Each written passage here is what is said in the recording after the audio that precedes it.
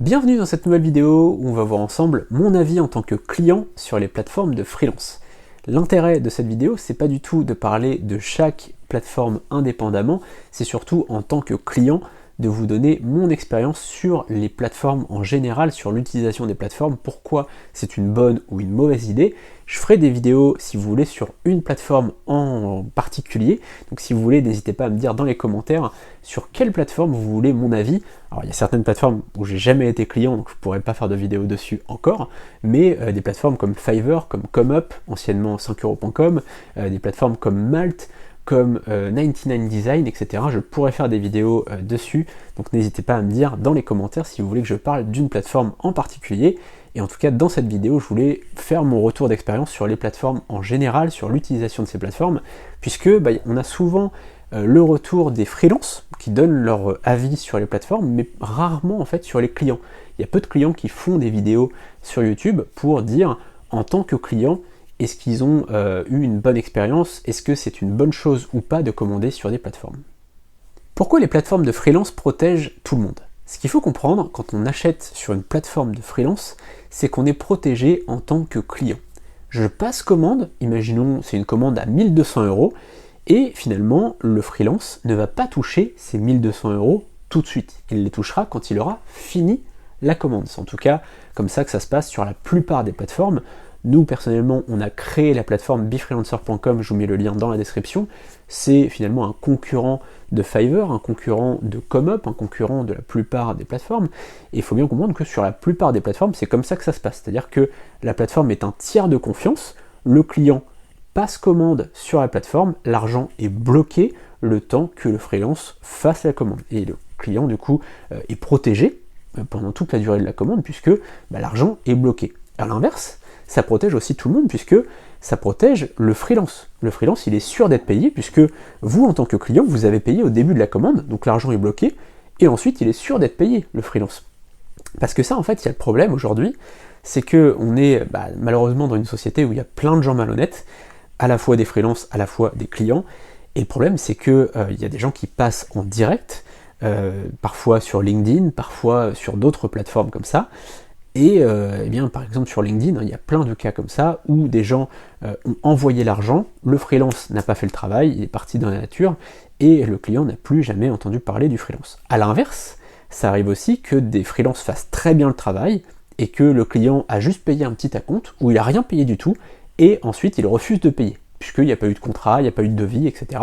Et donc il y a plein de freelances comme ça qui se retrouvent à ne pas être payés. L'avantage des plateformes de freelance, c'est que tout le monde est protégé, il y a vraiment l'argent qui est stocké, et ensuite le freelance touche l'argent à la fin de la commande. Donc c'est vraiment une protection pour tout le monde, et c'est pour ça que je recommande, quelle que soit la taille de votre entreprise, d'utiliser les plateformes de freelance. Pourquoi les plateformes de freelance permettent aussi de trouver les meilleurs rapports qualité-prix ? L'autre jour, j'étais sur LinkedIn et un freelance disait tout le mal qu'il pensait des plateformes de freelance en disant oui, de toute façon, moi je vends 700 € par jour, machin, etc. Et quelques temps plus tard, quelques semaines plus tard, j'ai vu une vidéo, un podcast pour le coup, qui parlait de lui, et c'était quelqu'un qui avait été client chez lui, c'était un grand blogueur qui avait fait appel à ses services de montage vidéo et de captation d'événements, et il disait que c'était une catastrophe, qu'il avait jamais eu un travail aussi bâclé, etc.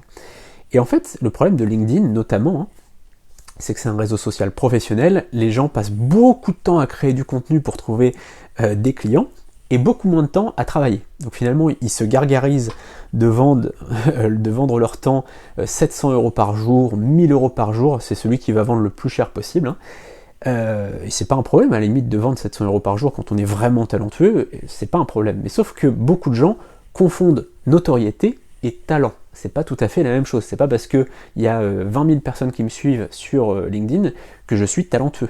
D'accord ? Je suis juste notoriété, j'ai juste un peu de notoriété des gens qui cliquent pour mettre des j'aime sur mes profils. Mais en tout cas, c'est pas parce qu'on met des j'aime sur mes posts LinkedIn que je suis talentueux. Et il y a plein de gens qui confondent ça, et du coup, il y a des gens qui les contactent sur LinkedIn pour faire appel à eux, parce qu'ils sont un peu dans la hype, ils sont un peu dans cette mode de la création de contenu. Le problème, c'est que ça fait pas leur talent. À l'inverse, donc ces gens-là qui certains pour le coup sont des créateurs de contenu plus que des vrais freelances qui ont du talent, ils sont pas sur les plateformes en général. Ils vendent directement sur LinkedIn parce qu'ils veulent pas se comparer aux autres. C'est surtout que finalement ils veulent pas jouer le jeu entre guillemets des plateformes sur lesquelles en effet les plus talentueux ont du travail.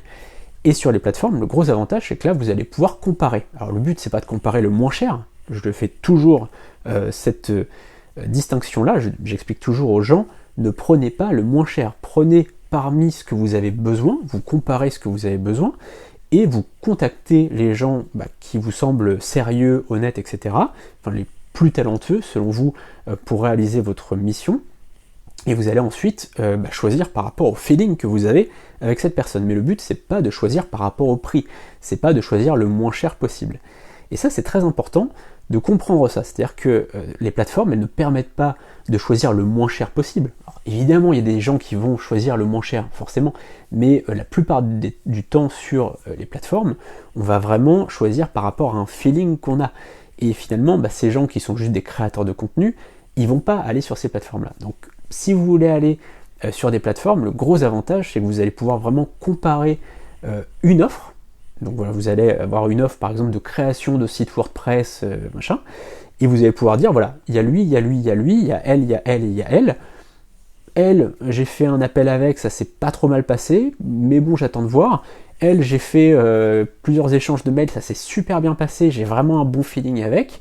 Lui, c'est pareil, il est pas mal. Je vais comparer entre les deux. Voilà.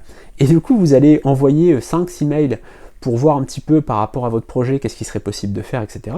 Et vous allez voir lequel vous préférez, mais pas par rapport au prix. Évidemment, le prix rentre dans forcément le choix, mais c'est pas la seule chose. Alors que finalement, les créateurs de contenu sur LinkedIn, eux, ce qu'ils veulent faire, c'est juste qu'on choisisse par rapport à une notoriété. Sauf que, comme j'ai dit, c'est pas parce qu'on a plein de likes sur ces posts qu'on est talentueux. Voilà, c'est tout pour cette vidéo. N'hésitez pas à me dire dans les commentaires si vous voulez que je donne mon avis sur une ou plusieurs plateformes. Évidemment, je donnerai mon avis uniquement si j'ai commandé une ou même plusieurs fois. Forcément, le but c'est pas de dénoncer une plateforme que je connais pas ou de donner mon avis sur une plateforme que j'ai commandé une seule fois il y a 5 ans. Vous voyez. Donc le but c'est vraiment que je sois honnête par rapport à ça et que je sois totalement objectif, le plus objectif possible, puisque j'ai créé la plateforme befreelancer.com, je vous mets le lien dans la description. Donc forcément, mon but c'est pas de dire ouais les concurrents c'est des mauvaises plateformes, pas du tout. Chaque plateforme en fait a ses spécificités. Il y a des plateformes qui sont très bonnes pour certains projets, très mauvaises pour d'autres. Et c'est comme ça en fait finalement. Donc le but c'est vraiment de donner mon avis objectif. Évidemment c'est toujours un avis subjectif, mais j'essaye d'être le plus objectif possible. Et en tout cas par rapport à une situation donnée, par rapport à un projet donné. Par exemple sur Fiverr j'ai des très bons avis et des très mauvais avis. Je vous dirai pourquoi dans une autre vidéo si vous voulez. N'hésitez pas en tout cas à me le dire dans les commentaires. Et n'hésitez pas à mettre un petit j'aime, ça m'aide beaucoup pour le référencement des vidéos. On se retrouve très bientôt pour une prochaine vidéo. Salut!